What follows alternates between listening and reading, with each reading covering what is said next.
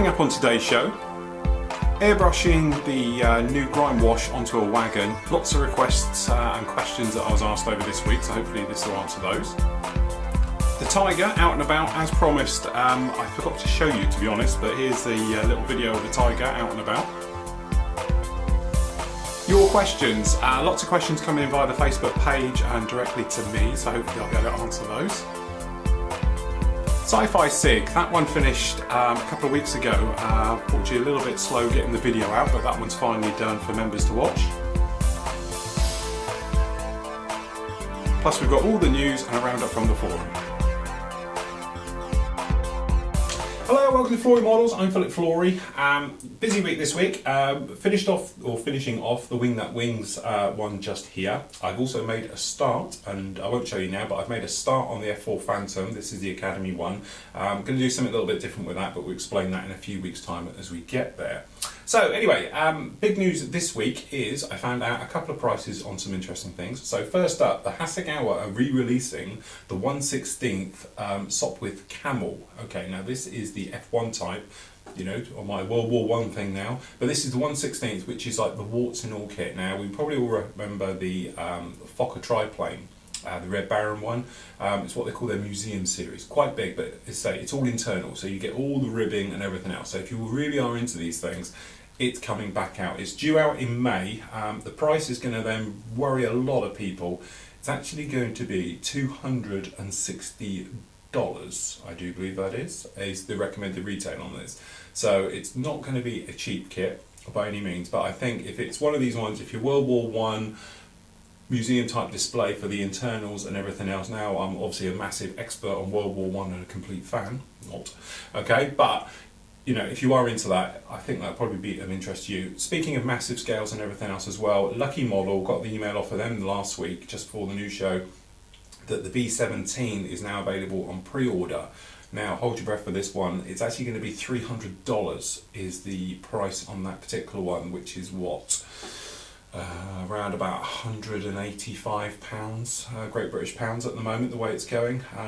Delivery on that's going to be another £40, which is what, $65–70 on top of that. So it's going to be a very expensive kit. So you're probably going to be looking about, you know, from Lucky Model, this is alone, it's going to be around about $345 delivered, $350. So, you know, and I did get millions of emails about this one, and I can categorically confirm I am not building this particular kit. It's too big. Where would you put it, is my point of view to it. And I know I've spoken about it, and everyone said, but you've got a big desk now, you can get it on here. It's only just going to fit on here. But no, I won't be building it. I will, because I've had loads of people saying, are you going to do it, are you going to do it? No, I'm not, honestly. So that's the thing with that one. So we won't be doing that one.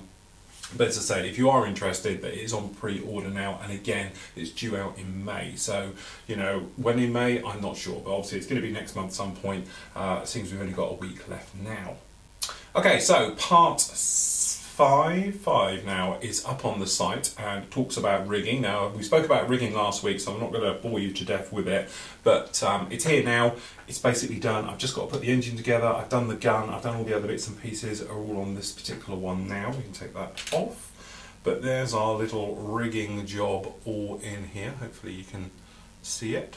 Really happy with the way the rigging turned out. As I said, I won't go over it again, we spoke about it last week, the various things. A lot of you asked about the rigging video, is it available? Members, if you go to this particular build, it will be a reference for this build. So if you go in there, you will see it, as well as the inspiration one, which was the predecessor to it, and everything else. And then next week, we've got another inspiration video for you coming up as well.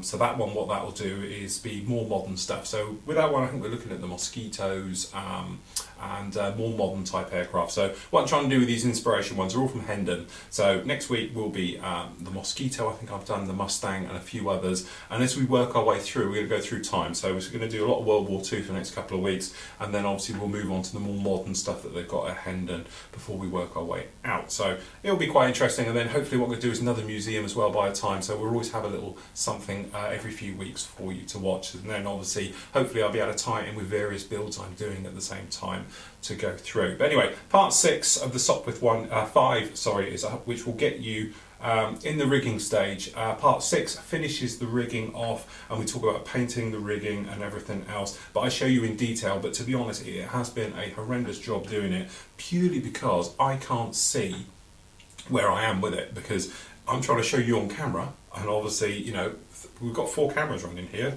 and with the GoPro, but the trouble is trying to get an angle where you can see and I can see. I need a camera in between my head, and to be honest, I did try the GoPro on my head, but it made me feel sick, so I'm not going to subject you all to that one, but certainly it is quite difficult to show. But hopefully I've got all the angles for you. Really simple. If you're worried about doing this type of job now, trust me, you will love it. It's been absolutely fantastic. So, a few weeks ago, probably months now, we did the Tiger. Now, you might remember this particular one, and we did it, and I did say, when the nice weather comes on, I'll get it out and video it. A few weeks ago, it was very nice, and I did get out, but I've only just basically got a chance to edit it together into some semblance of anything to see. So here's the Tiger out and about.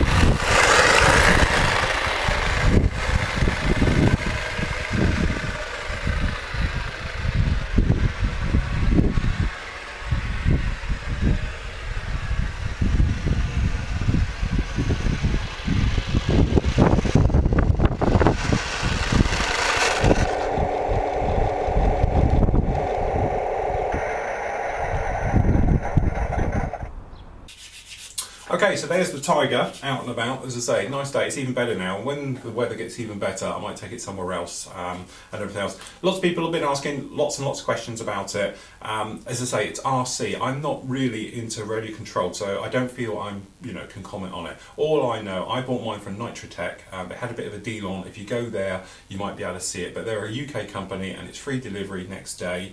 And I paid around about $2.20 for it all in. And yes, it is the metal one. You don't have to buy metal turrets because it is the metal turret one and everything else like that with it. Battery life, a lot of you are asking about. All I can say is I've driven it around for around about 20 minutes, half an hour when I did that shoot. And it still had a load of charge with it. Admittedly, I did buy the bigger battery, but off the top of my head, I can't remember how big it was. But it is the slightly bigger one. I think it's the 1800 on one or something else like that. And apart from that, I've had no problems with it at all. Gears and that, a lot of you asking about, yes, it is metal gears in there. It seems to be metal absolutely everywhere. But as I said, I'm not particularly up on RC tanks, so I can't really comment. It's my first one I've ever owned of any scale about it. But as you say, if you pop along to Nitrotech in the UK, I know they're sold everywhere else, you can see them. And they only stock the top end ones. They don't do the cheaper versions of them because you can get one that's all plastic and it's got rubber tracks and stuff. It's a lot cheaper, but they only do the more expensive ones and they do a good deal. But if you've got any questions, shoot them an email. They're really nice people. They answered all my questions about it when I was inquiring about it. And as I say, I ordered it, I think it was about 3 o'clock in the afternoon, and it was on my doorstep the next morning. So it was great, no problem at all like that. But as I said, if you want, they do the King Tiger as well. Maybe, I don't know. I might just give that one a winter coat at some point. Get near the winter, I'll change the camo of it and we'll get the wash on it and we'll give it the winter coat and work our way through. Anyway, it needs a coat of grime, that'll be the next one. Anyway, speaking of grime, loads of you were talking about, obviously I showed it on the tank and we brushed it on, and I have been inundated complete with email asking hundreds of questions. So hopefully this will answer some of them. Okay, so last week I showed you about doing the grime wash on the train, and it appears it sort of made more questions than I gave answers for, so hopefully we'll cover it a little bit better. So this is the Flora Models wash. It's a clay-based wash. There's no flammables, nasties, chemicals in it whatsoever. There's no solvents, all right? So it's totally safe. So you can post it through the post with no problem or anything else. It's also, there's no smells or anything like you get sometimes with other things. Now, a few questions people are asking immediately. The surface that you're going onto, do you need to be on a flat base? Does it need to be gloss? Anything else? To be honest, this is straight on to plastic. Depending on the surface you go on will be the type of effect you get. So, for instance, if you're going to go onto a gloss coat, it will wipe off extremely easy, and obviously what will happen is it will just show in recesses and things like that. So if you want a pretty clean looking wagon, something else like that, you might want to go with a gloss finish. And then as you work through, so if you're going through satin, then obviously a satin finish will be more grimy, and flat will give you really grubby, grimy, because it gets caught in the texture. So if you imagine the paintwork is like sandpaper, it gets caught in that and gives a really grubby look. Now it's not to say it won't come off, it still will come off. But obviously it's going to take a lot more work. What you do have to remember though is the surface that is going on, any glosses or varnishes that you put on need to be 100% cured. They need to be totally dry. If you can't put them on and then come along with this half an hour, because what happens is this stuff will get caught in that texture of the paint and it will hold on to it because it's not set properly and will then not release it. Okay, but basically this stuff, because obviously it just rehydrates with water, it wipes away. You can use it on neat plastic as well, as I showed last week, but I know a lot of people prefer to use a varnish because if you've got decals and things on, it can get underneath that carrier film and then it will ruin it because you can't get it out. Alright, so I always suggest giving it a coat of varnish. This particular demo I'll do, I'm just going to do neat onto this wagon. It's got painted on numbers, they're not decals or anything, so we can just go straight forward ahead and do it. So this is pretty old but clean carriage, okay, this little cart here. So what we're going to do, first of all, we're going to put down a little bit of a kitchen roll. This is purely just to protect it. Now, if I'm doing weathering on things like this, the other question I've been asked is what colours to go for. Okay, obviously I would say use the grime, because grime is great in our colour. It does exactly what you need for doing any type of railroad, armour, diorama, anything, cars whatsoever. The other one as well is the black, because the black gives a good contrast with it. The dark dirt is somewhere in between the two, so you can mix this to make up basically like a dark dirt if you wanted to. So The other question, can you airbrush it? Yes, it's exactly the same of all the other washes that we do. They can be either put on with a brush or they can be airbrushed as well. Completely safe, you just clean up with a standard acrylic airbrush cleaner and tap water, and that's it. You don't need to do anything specifically with it, and it will work with any airbrush whatsoever. And as I say, you can mix all the colours as well. So, if we just put 2 of these down so we don't make a complete mess absolutely everywhere. Okay, what we'll do is, we just do a quick demonstration of how quickly we can make this grubby. Okay, so to start with, what we're going to do, we're going to use our grime coloured wash, and we're just going to give this a good shake. Just like that, and then what we'll do is just take our airbrush. Okay. Just going to give this a tiny drop of acrylic airbrush cleaner in here, just to make it all nice and wet inside. Okay, and to be honest, this has got, let's get it all out, blow this through. There we go. This is actually a 0.2 needle in here, so it's quite small. It's not like a 0.35, it's a bit smaller than that. Okay, but what we're going to do is just blow that out. Okay, come along with it. Make sure you haven't got any different colour in the bottom. If you've got a different colour in the bottom, keep shaking it and mixing it up. What you can do, chuck a nut in there, a stainless steel nut in there, something like an M5, something like that, and you'll be absolutely fine. Now, as you probably see it on the top, it's quite a diarrhea type colour. So we just pop that over there. So we just check your flow, see how it comes out. To be honest, maximum air pressure, you're just chucking this on. We're not doing anything particularly nice. And what we're going to do is start at the bottom with a very, very light pass, okay? So we're just going to pop it on just down the bottom, and then if you want to, just keep adding as you go along, but you don't want to flood it quite yet. What we want to do is just put on a coat. So what you can do, just cut to air, i.e. no pulling back, and just blow it off. Now, if it's a nice warm day, it's not going to take very long at all, okay?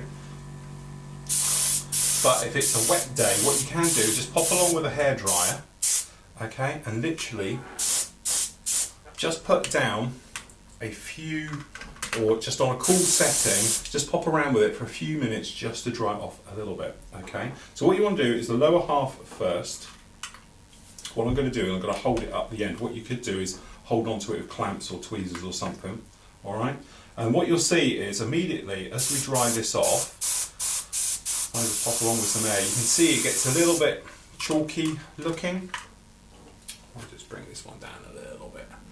You can see it's starting to look a little chalky on the camera, and that's what we want, okay? Because we're trying to get this the effect of dirt and grime. So then as soon as it started to dry, you can come along then with another pass. A bit more this time. Okay, and then what you want to do is come away and let it dry naturally. Okay, we'll just come on this side, drying down. This side we're going to flood it, so we're going to come in a lot more heavier. I will show you different techniques. So we want to do it until it starts to physically drain off, alright? So we're just going to come in quite a bit. Okay, and we're just going to let that now drain off. So as you can see, it's really, really wet with it. And what will happen is the natural gravity will pull it down and take it off. Okay, what we're going to do at the same time, we're just going to grab a little bit of the black wash. We don't need too much of this stuff, okay?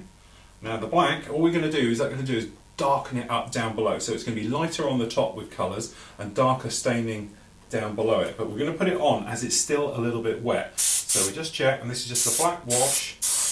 And what will happen is, as you can probably see, it sort of changes the colour because both of them will come in together. Okay, so we're just going to do the lower half with it, but the colours then mix, it turns into a real dark, grimy colour as it goes over. Okay, this side's a little bit lighter, so we're going to dry it down just a moment, so we're just cutting to the airbrush, drying it off a little bit, trying to get it look a bit chalky. Okay, what we're going to do is just very lightly, just a little bit, just down the bottom edges. And then we're going to dry it back. And as you can see, a bit like a car, the more you put down and it's dry, the quicker it dries, the next one goes on. Okay, so we're just going to come along and we're going to work to a natural line of where it is. Now you could use mud colour, you could use sand, depending on what type of effect you're trying to get. So what we'll do, we're just going to do a little bit up the doors now and up the front and back. So we sort of get a natural grimy area. Okay, and drying back.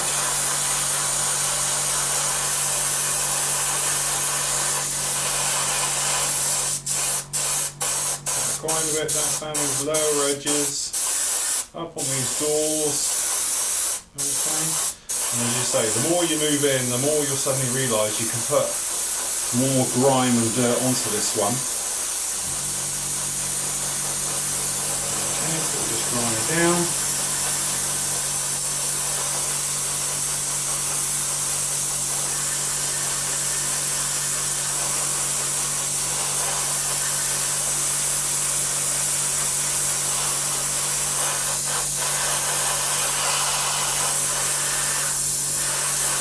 Just like so. So at the same time we're just going to pop to the other side. You can see it's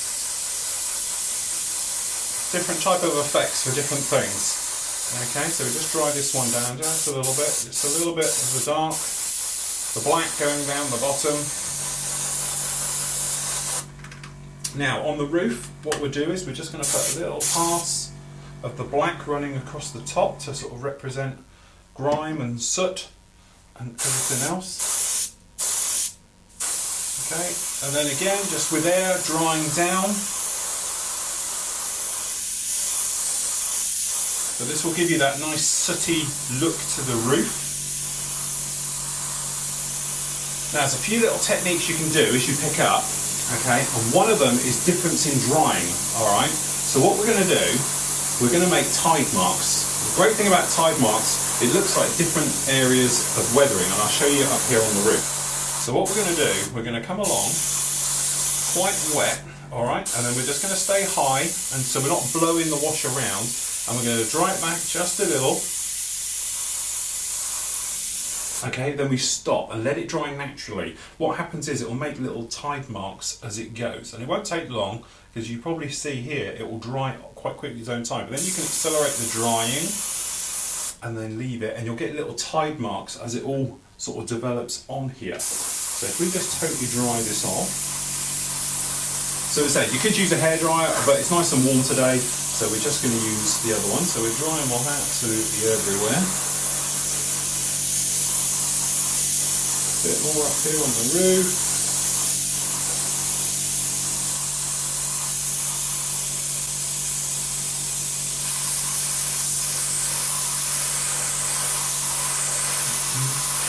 Carts.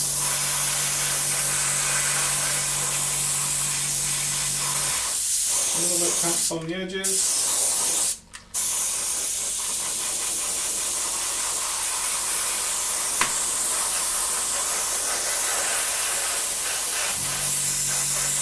Maybe more down on this gear.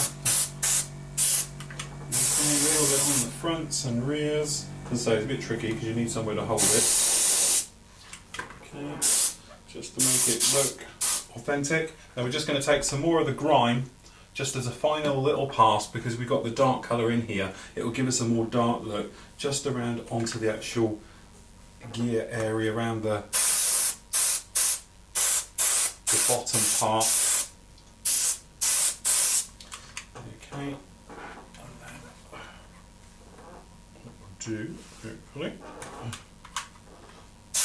and just down these bottom parts, just on these ends. Quick dust over the top, nothing massive because we don't want to change the colour, we're just trying to dull it in. Okay, then we'll just dry this back.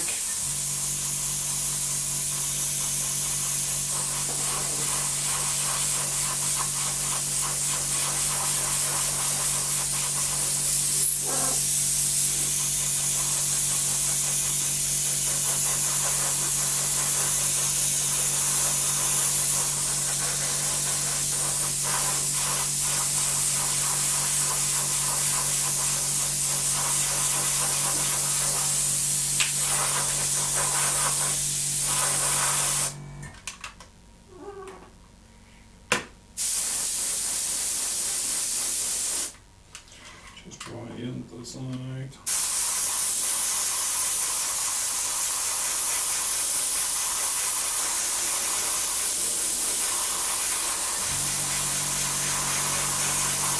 And the usual thing, if you wanted it to have a wet look, what you can actually do then is just pop along with a, just move those out of the way, if you just pop along with a gloss, you can actually give it a more of a wet look. But there we go, one weathered down carriage, very, very nicely. Now obviously we won't clean the windows, but again, it makes all the windows all grimy and everything else just like that. So if we just turn him round, you can see the different levels in weathering and grime. But there we go, that shows you instantly, but hopefully you can see down here we've got it quite nice. And don't forget, you can dry brush as well. So what you can actually do is wipe this off a little bit with a cloth. But what you want to do is make sure it's dry. Okay, but you can do some nice interesting effects with it. We're just going to do some little flicks on the doors, on different bits. It'll just give us a bit of streaky effect going on. To make it look like the doors are used a bit. But the usual thing, if you don't like it, just wash it off, start again. Simple as that. Let me just say I quite like to do this. A little bit of business here, it gives it a more... Because what you're actually doing is like dry brushing in reverse, because you're taking off instead of putting it on, but you can do some great little effects with it. Okay. There we go. Real time, no cuts, no anything, straightforward. And we've got our little wagon weathered just like that. Now, I would recommend highly coming along with a flat coat now. I'll just dry this off as we talk. Come along with a flat coat and give it 2 or 3 coats of flat coat over the top. Not too heavy. First one very, very light. So if you're flat coating it, imagine this is you're putting flat on. If you've got a rattle can or whichever way you're going to do it, nice distance apart, away from it, about well over a foot, and just literally put down some nice dusty coats for the first one. Let that one dry, give it around about half an hour to an hour, alright? Next one, come in a little bit closer, a bit heavier, okay? Make sure it's completely covered anywhere, and then the last one, to give it a nice dead flat look, come away again, okay? And then literally dusty coat over the top. Allow that to dry totally for 24 hours, okay? With an acrylic, that is, a bit longer if you're using an enamel flat. Okay, and then once you're done, it'll be totally handleable. But there we go, there's our little wagon done again. I hope that's answered a few questions on weathering locos. The wash itself, just a quick recap. It comes in 8 colours now altogether. Alright, if you're doing this type of stuff, to be honest, your colours of choice are going to be black and the actual grime colour. The grime colour is this one, it does the jack of all trades. But these 2 colours, 50ml bottles, the recommended retail on these is $5.99. They will last you forever. Okay, you know, I've just done that and it hasn't made a dent in any of these. I should imagine doing stuff like this, you could probably do around about 50 to 75 wagons, no problem at all. Okay, but as I said, there is a dark dirt colour, there is a concrete colour, there is a white one, there's a mud brown, there's a sand, and there's a rusty colour as well to do anything you like. All the colours can be mixed together, all the colours are fine, totally safe to be used over an acrylic, over enamel, bare plastic, whatever, because as I said, there's no nasties or horribles in these.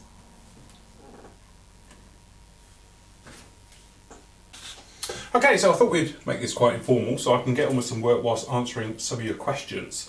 Right, first up we have, what do you enjoy most and least about what you do? That one's from Kenneth via the Facebook page. What do I enjoy most?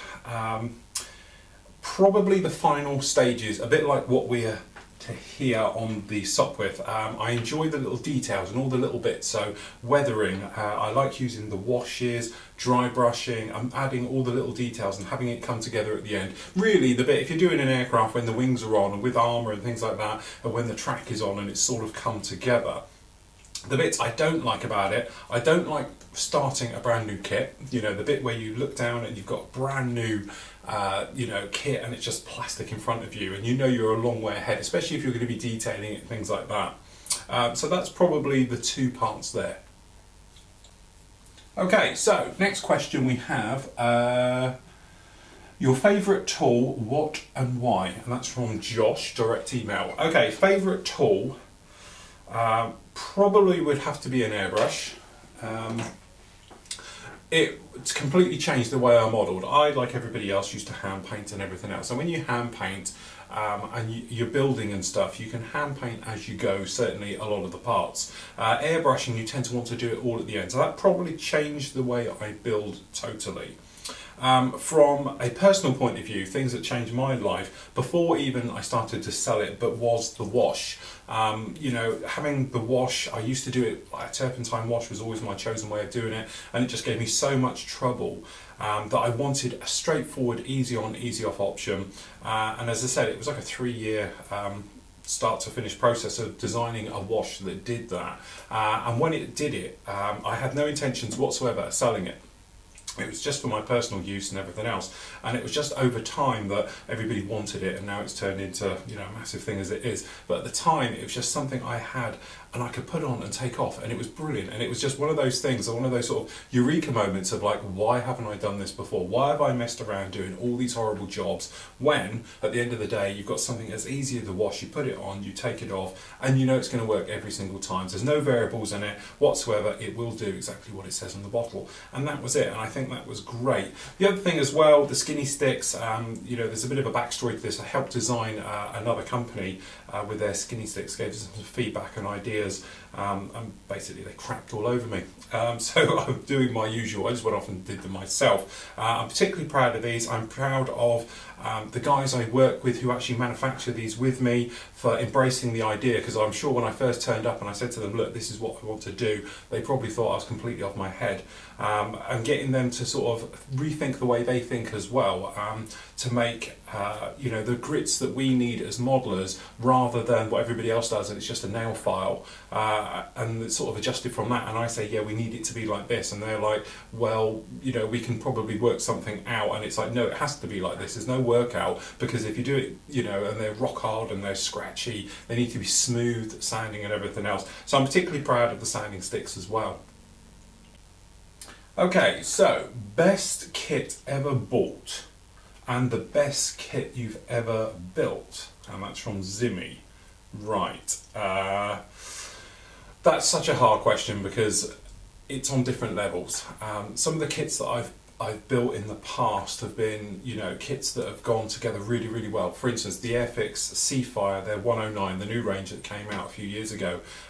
It was just like a giant leap forward. It was a massive thing for Airfix as a company, which I grew up with as a kid, trying to put together awful kits at the end of the day and making them look half decent, to a kit that goes together quite well engineered, very well designed and very simple. And I've built it with younger modelers, with new guys returning to the hobby, and they're surprised by it as well.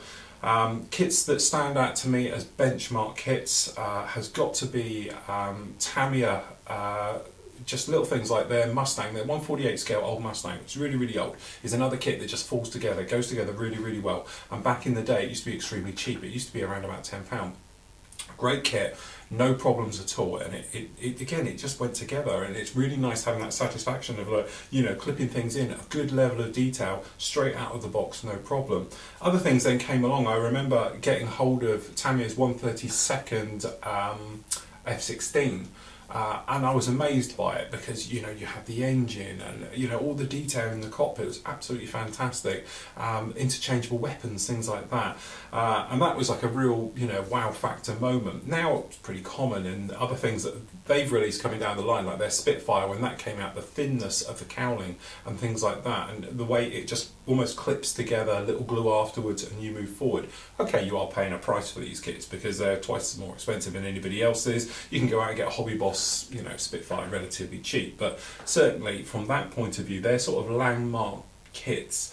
The best kit I've ever built, that's such a hard one.